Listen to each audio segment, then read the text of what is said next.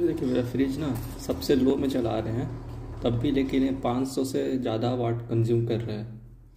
और अभी तक मैं इसमें तीन तीन ये किलो वाट बताइए कितना हो गया। और ये देखिए सबसे लो में चला रहा तब भी। और बहुत पुराना फ्रिज है। यहाँ देखिए देखिए सबसे लो में है। तो ये बहुत वाट कंज्यूम कर रहा है। ये देखिए जर्क लोड ही बहुत ज़्यादा कर रहा है। ये देखिए 500 से ज़्यादा है।